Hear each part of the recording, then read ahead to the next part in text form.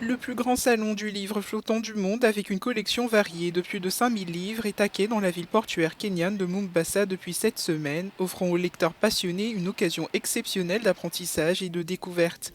L'équipage du navire est convaincu que les visiteurs y trouveront leur compte. Je crois qu'il y a un livre pour tous ceux qui visitent le navire. Le MV Logos Hope est arrivé dans ce pays d'Afrique de l'Est après une escale aux Seychelles.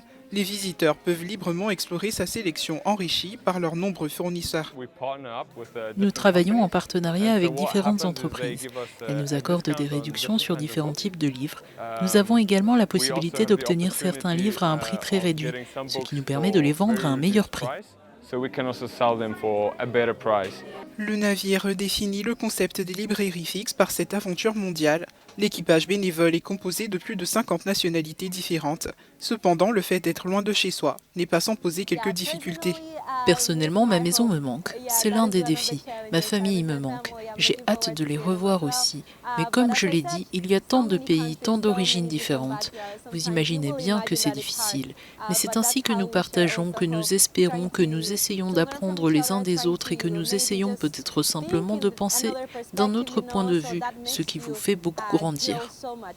L'arrivée historique du MV Logos Hope a été accueillie favorablement par les Kenyans avides de savoir. Je pense que c'est un moyen formidable et unique de promouvoir l'alphabétisation. Je lui donne un coup de pouce parce qu'elle suscite l'intérêt et que les gens aiment venir dans un endroit où ils ne sont jamais allés, surtout sur un bateau.